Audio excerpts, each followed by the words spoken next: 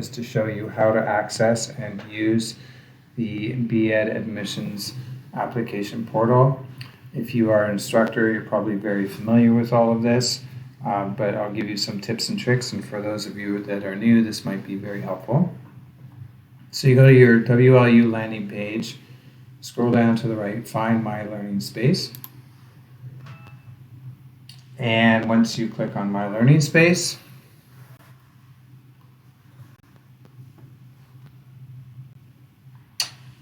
you need to be patient.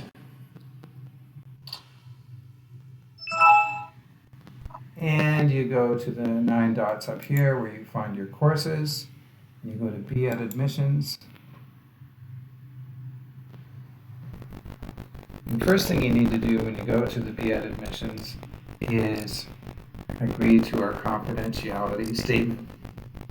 So here is the BEd Admissions course. Click on Content.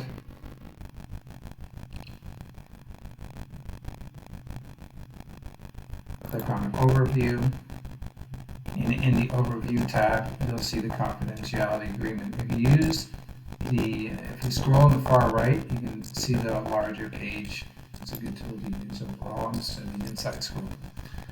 Reading this, you agree to keep all of this information confidential, and if you have any concerns after reading this about this procedure and that this is a controlled access information only, you can email the Dean of Education with your questions or concerns. Okay, now next up is under Table of Contents, you find your name. So there's my name, but I'm going to go further down and use Kate Windling, and I'll tell you why when we get there. So you open up your window. This is Group A, Kate Windling. She is responsible for applicants 176 to 200 of those in Laurier.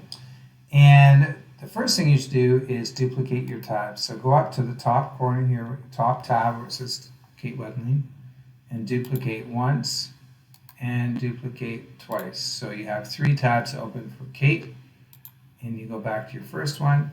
First tab will be Experience Profiles. So these are the profiles assigned to Kate to assess. Again, use the far right scroll bar. It's much easier to see the whole screen. Candidate 176 is 2 full paragraphs, background, motivation. That's it. And the next page gives you 177. And then the next one is 178, etc.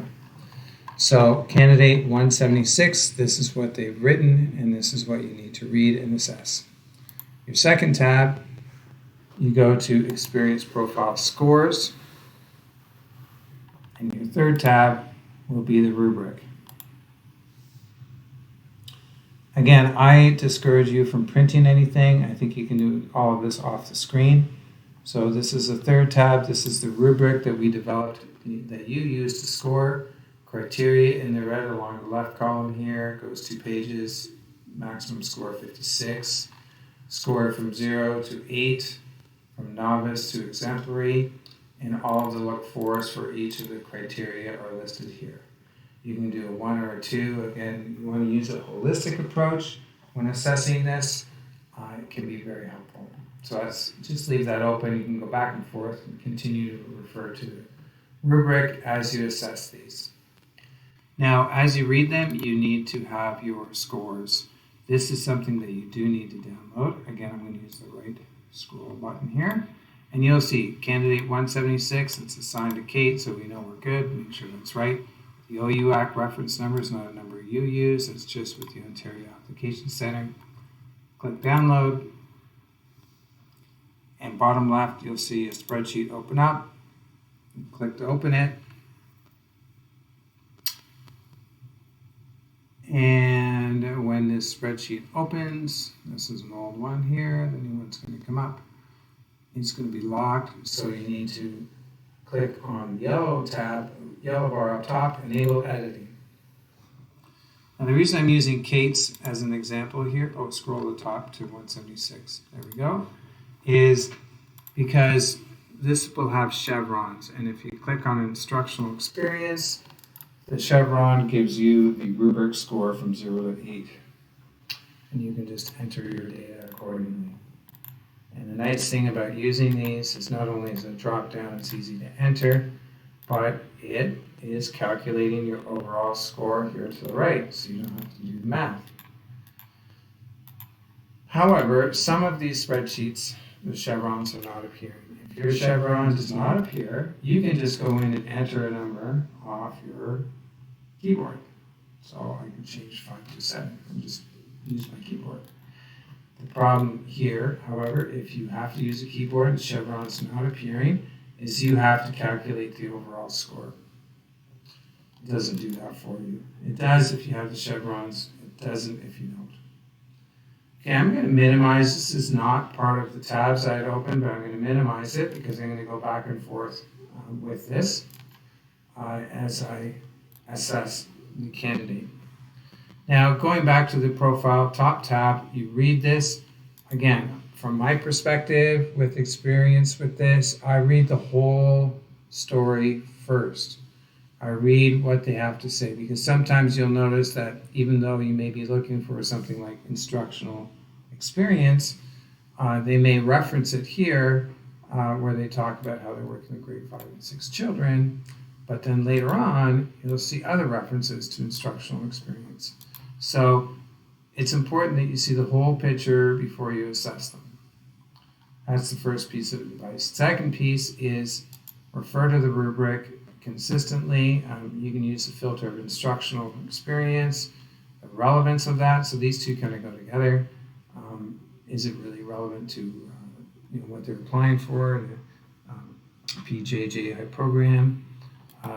How in-depth is their knowledge? Written expression is something that you can get by reading this overall. Is it clear? Does it flow? Is it well written? Can you hear voice in this? That's something that is very holistic in terms of assessing. Empathy, compassion, again, something comes out when you read the whole story. Experience with equity, diversity, and inclusion. Again, that awareness piece. How are they engaged with equity, diversity, and inclusion in their experiences, and connections to community? Again, something overall score. So when you start reading these, you'll probably spend a fair bit of time going back and forth with the rubric before you get a good feel. And then, as you assess, you can just fill out your rubric when you're marking your teacher, your candidate. And you can fill out the rubric and complete it.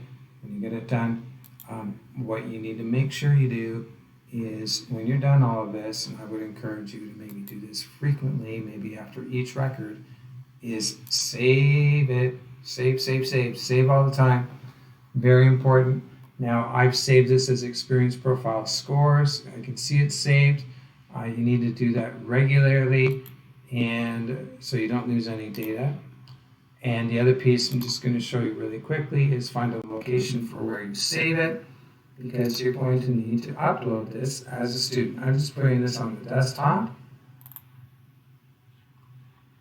Wherever you put it, just remember where you put it, because when you've done everything, you go back to this class or course of Get Admissions, and you are viewed as a student here.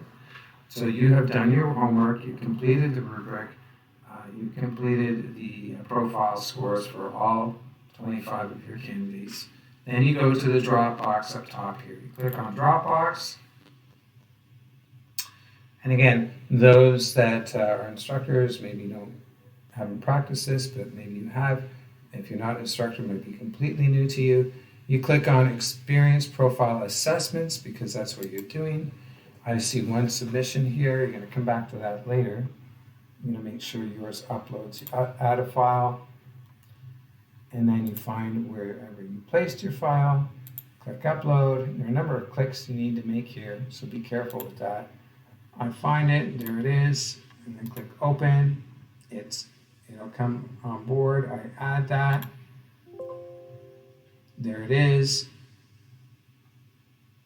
Add again. Follow your blue buttons. Submit it. Keep following your blue buttons. Click Done. And remember I talked about one submission earlier? You can see here it's now 2 submissions, and you're going to get a nice warm feeling in your tummy because you know it's there. You can always click here and see that it's there. There's no harm in doing that. And you can scroll down once the computer cooperates, and you can see I just entered this data for you.